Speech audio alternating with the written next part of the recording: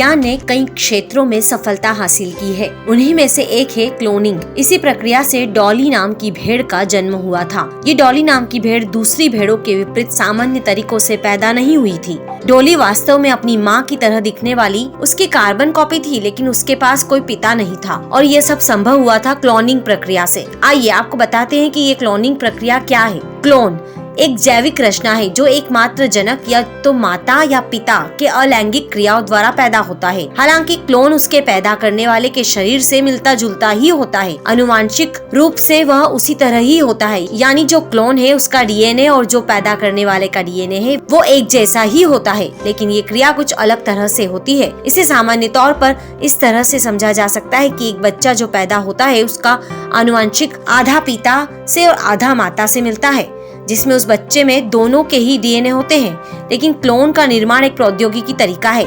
इसने माँ के गर्भ की जगह पेट्री डिश में पूरी की जाती है। इसमें स्पर्म और अंडाणु के मिलने से जो भी विकसित होता है उसकी कोशिकाओं को शुरुआत में ही अलग कर लिया जाता है। क्लोनिंग की प्रक्रिया के लिए केवल अंडाणु की ही जरूरत होती है। वैज्ञानिक एक पशु की कोशिका से डीएनए निकालते हैं और इसे अंडाणु में डाल देते हैं। वो अंडाणु किसी दूसरे जानवर से लिया जाता है। इम्प्लांटेशन प्रक्रिया से पहले अंडाणुओं से न्यूक्लियस या डीएनए को एक सुई की मदद से हटा दिया जाता है। क्लोनिंग कितनी तरह का होता है? Gene cloning, reproductive cloning, therapeutic cloning. Cloning का फायदा क्या है? इस प्रक्रिया का इस्तेमाल पौधों की वृद्धि, रोग निरोधक और रसायन प्रतियोगिता क्षमता को कैपेसिटी देने के लिए किया जाता है। सबसे ज्यादा क्लोनिंग का लाभ इसके द्वारा कई तरह की जलवायु और प्रतिकूल खेती पर मौसम दशाओं में उत्पादकता प्रदान करने वाली पादप प्रजातियों के विकास के लिए संभव है। उदाहरण के लिए रेगिस्तान में जल्दी से पौधे बड़े हो जाएं, इस तरह की कई किस्मों की तकनीक इसके द्वारा तैयार की जाती है। क्लोनिंग को राष्ट्रीय स्तर के वृक्षों की फसल के लिए विकास में भी प्रभावी माना गया है। इसकी तकनीक की मदद से जानवरों की अच्छी नस्लों को क्लोन किया जा सकता है, जैसे कि जो विलुप्त पशु पक्षी हो गए हैं उनका क्लोन तैयार कर उन्हें नष्ट होने से बचाया जा सकता है। इस तकनीक की मदद से प्लास्टिक सर्जरी भी आसानी से की जा सकती है। मानव क्लोनिंग की तकनीक के जरिए डॉक्टर किसी व्यक्ति से अस्थि, मज्जा, वसा, कॉन्टोलिस और कोशिकाओं के समान जैविक संरचना वाले हूबहू उसी की तरह दिखने वाला प्रतिरूप तैयार कर सकते हैं। इससे ऑपरेशन पर भी इसका चमत्कारिक प्रभाव पड़ेगा, यानी कि अगर किसी व्यक्ति की दुर्घटना हो गई है या उसके अंग पूरी तरह से खराब हो गए हों तो उन्हें दुरुस्त किया जा सकता है। इसकी सबसे महत्वपूर्ण बात यह है कि क्लोनिंग तकनीक इतनी आम हो गई है कि पेरेंट्स अपने बच्चों की लिंग का सिलेक्शन भी तकनीक से कर सकते हैं। जैसे कि अगर कोई पेरेंट्स ये चाहते हैं कि उनका बच्चा अल्बर्ट आइंस्टीन की तरह आईक्यू वाला हो तो क्लोनिंग के जरिए ऐसी विशेषताओं को विकसित करना संभव है।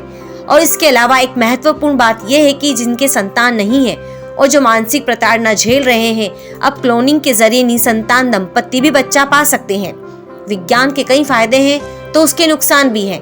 इसी तरह से क्लोनिंग से नुकसान क्या हो सकता है, आइए जानते हैं। इस तकनीक के कारण मानव जनसंख्या में विविधता देखने को नहीं मिल रही है। क्लोनिंग से व्यक्ति की पहचान करना कठिन हो सकता है। क्लोनिंग की प्रक्रिया कई बार लंबी होने के कारण थकान और बहुत महंगी भी होती है। इसके अलावा ये प्रक्रिया जानवरों को भी पीड़ित कर सकती है। कई रिसर्च में ये पता चला है कि जिन जानवरों को क्लोन किया जा रहा था उनमें बीमारियां हो रही थी और यहाँ तक कि उनकी मृत्यु दर भी ज्यादा थी।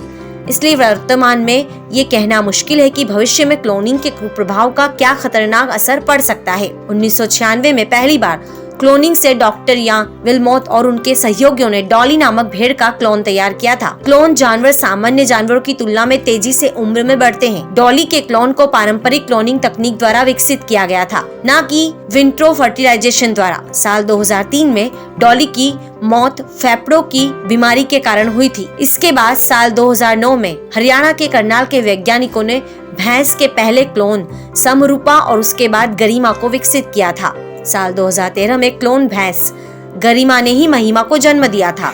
इसी तरह से साल 2009 में दुबई के ऊंट प्रजनन में केंद्र में इंजाज नामक पहली दुनिया की मादा ऊंट क्लोन को विकसित किया गया था।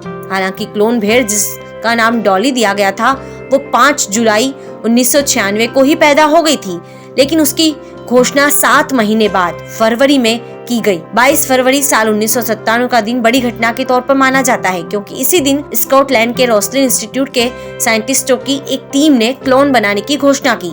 हालांकि इससे पहले भी क्लोनिंग की जाती थी, लेकिन वो मूल कोशिकाओं से की गई थी और ये पहला मौका था जब क्लोनिंग के लिए वयस्क कोशिकाओं का इस्तेमाल किया गया हो।